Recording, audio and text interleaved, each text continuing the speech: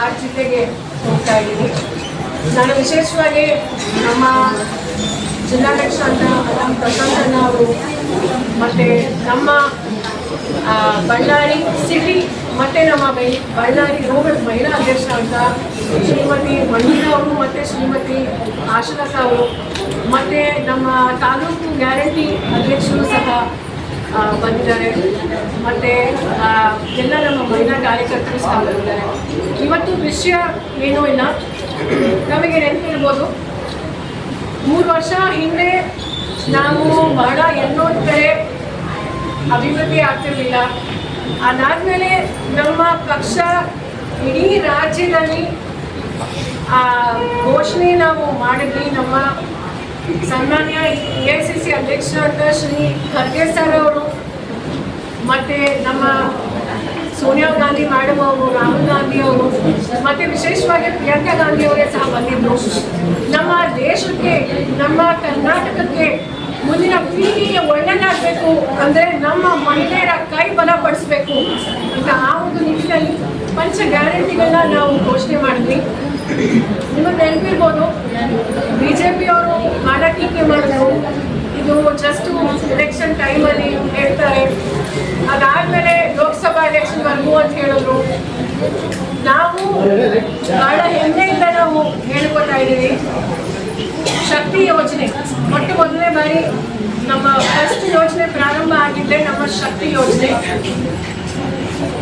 ಕಳೆದ ವಾರ 14ನೇ ತಾರೀಕು 500 ಕೋಟಿ ಉಚಿತ ಟ್ರಿಪ್ಗಳನ್ನ ನಾವು ಮುಗಿಸಿದ್ದೀವಿ. ಮಹಿಳೆಯರು ಇಡೀ ರಾಜ್ಯದಲ್ಲಿ ಸ್ವಾಭಿಮಾನದಿಂದ ಬಸ್ ಹತ್ಕೊಂಡು ಹೋಗ್ತಿದ್ದಾರೆ. ಗಾರ್ಮೆಂಟ್ಸ್ ಅಲ್ಲಿ ಕೆಲಸ ಮಾಡೋ ಮಹಿಳೆಯರು 4-5 ಕಿಲೋಮೀಟರ್ ನಡ್ಕೊಂಡು ಹೋಗ್ತಾ ಇದ್ರು. ಅವರೀಗ ಸ್ವಾಭಿಮಾನದಿಂದ ಅವರು ಬಸ್ಸಲ್ಲಿ ಪ್ರಯಾಣ ಮಾಡ್ತಿದ್ದಾರೆ, ದೇವಸ್ಥಾನಕ್ಕೆ ದರ್ಗಕ್ಕೆ ಹೋಗ್ತಿದ್ದಾರೆ, ಕೆಲಸಕ್ಕೆ ಹೋಗ್ತಿದ್ದಾರೆ, ಆಫೀಸಿಗೆ ಹೋಗ್ತಿದ್ದಾರೆ. ಹಾಗಾಗಿ ಇದು ನಿಜವಾಗ್ಲೂ ಬಹಳ ಮಹಿಳೆಯರಿಗೆ ಒಳ್ಳೆಯದಾಗಿದೆ. ದೇವಸ್ಥಾನಗಳಂತೂ ಎಲ್ಲ ಹುಂಡಿಗಳು ತುಂಬೋಗಿದೆ. ನೀವು ಸಹ ನೋಡ್ಕೊಂಡು ಬರ್ತಾ ಇದ್ದೀರಿ ಮಾಡ್ಕೊಂಡು. ಅದೇ ರೀತಿ ನಮ್ಮ ಗೃಹಲಕ್ಷ್ಮಿ 1,22 ಲಕ್ಷ ಜನ ಮಹಿಳೆಯರು ಫಲಾನುಭವಿಗಳು ಇದ್ದಾರೆ. ಅಧ್ಯಕ್ಷರು ಬರಬೇಕು, ಮಂಜುಳಾ ಅಕ್ಕ ಅವರು. ನಮ್ಮ ಮಹಿಳೆಯರು ಆ 2,000 ರೂಪಾಯಿ ಹೂಡಿಕೆ ಮಾಡಿ ಮನೆಗೆ ದಿನಬಳಕೆ ವಸ್ತುಗಳು ಖರೀದಿ ಮಾಡ್ತಿದ್ದಾರೆ. ಕೆಲವರು, ನಾನು ಬೀದರಿಗೆ ಹೋಗಿದ್ದೆ, ಬೀದರಲ್ಲಿ ಒಬ್ಬ ಮಹಿಳೆ ನಿಂತ್ಕೊಂಡು ಹೇಳಿದ್ರು, ನನಗೆ ಹಾರ್ಟ್ ಆಪರೇಷನ್ ಆಯಿತು, ನಾನು ಮಗನ ಕೇಳಿಲ್ಲ, ಗಂಡನ ಕೇಳಿಲ್ಲ, ನಾನು ನನ್ನ ಗೃಹಲಕ್ಷ್ಮಿ ಮಾಡಲಿಲ್ಲ, ನಾನು ಆಪರೇಷನ್ ಮಾಡಿಸ್ಕೊಂಡೆ ಅಂತ. ಇನ್ನು ಕೆಲವರು ಮಕ್ಕಳಿಗೆ ಲ್ಯಾಪ್ಟಾಪ್ ಕೊಡಿಸಿದ್ದಾರೆ, ಗಾಡಿ ಕೊಡಿಸಿದ್ದಾರೆ, ಕೆಲವರು ಬಂಗಾರ ಸಹ ತೊಗೊಂಡಿದ್ದಾರೆ, ಫೋನ್ ತೊಗೊಂಡಿದ್ದಾರೆ.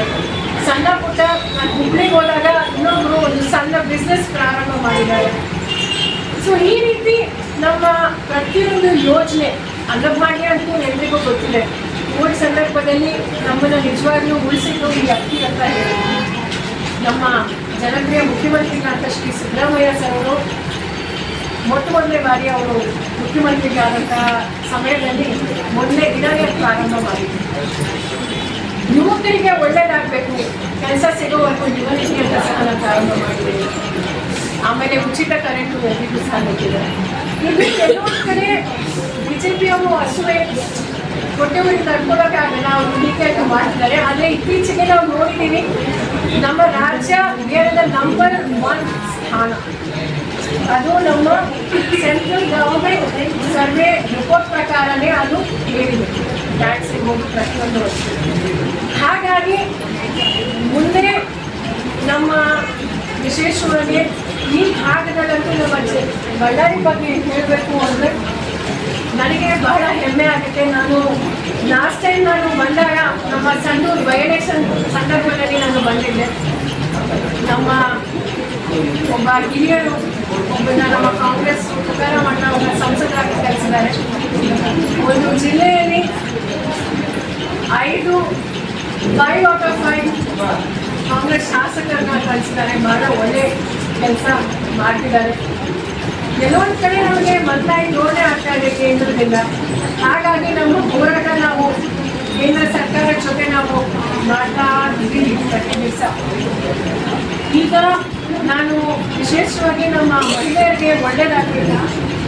ನಮ್ಮ ಬಳ್ಳಾರಿ ಜಿಲ್ಲೆಯಲ್ಲಿ ಎಷ್ಟು ಬೆನಿಫಿಷರೀಸ್ ಇದ್ದಾರೆ ಅಂದರೆ 4 ಲಕ್ಷ 43,000 43 lakhs 92,946 ಬೆನಿಫಿಷರೀಸ್ ಇದ್ದಾರೆ. ಇದು ಜಸ್ಟ್ ನಮ್ಮ ಗೃಹಲಕ್ಷ್ಮಿ ಯೋಜನೆ ಬಳ್ಳಾರಿ ಡಿಸ್ಟ್ರಿಕ್ಟ್.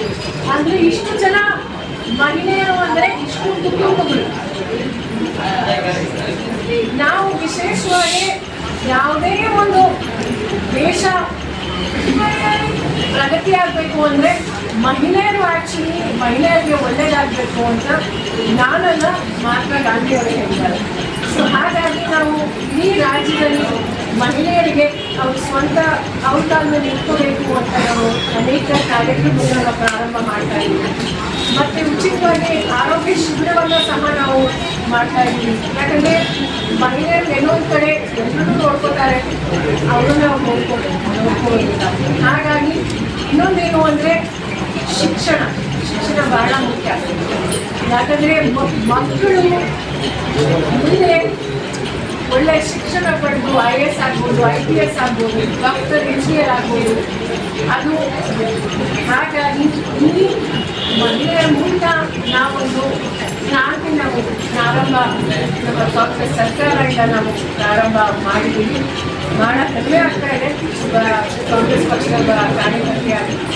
ನಾನು ವಿಶೇಷವಾಗಿ ಎಲ್ಲ ಮಾಧ್ಯಮದವರಿಗೂ ಸಹ ನಾನು ಏನಂತ ಹೇಳಕ್ಕೆ ಬಯಸ್ತೀನಿ ಅಂದರೆ ಅವೆಲ್ಲರೂ ಸಹಕಾರ ನಮ್ಮ ಬಳ್ಳಾರಿ ಜಿಲ್ಲೆ ಇರ್ಬೋದು, ನಮ್ಮ ಇಡೀ ರಾಜ್ಯ ಇರ್ಬೋದು, ಒಂದು ಒಳ್ಳೆ ನಾವು ನಿಟ್ಟಿನಲ್ಲಿ ನಾವು ತಗೊಂಡು ಹೋಗಬೇಕು. ಪ್ರಗತಿ ಸಾಮಾಜಿಕವಾಗಿ, ಆರ್ಥಿಕವಾಗಿ ಮತ್ತು ರಾಜಕೀಯವಾಗಿ ನಾವು ವಿಶೇಷವಾಗಿ ಮಹಿಳೆಯರು ಈಗ 33% ತಂದುಬಿಟ್ಟಿದೆ. ಈಗ ಆದರೆ ಈಗ ಯಾವ ಜಾರಿ ಮಾಡ್ತೀವೋ ನಾವು ಹೋರಾಟ ನಾವು ಮಾಡ್ತಾ ಇದ್ದೀವಿ.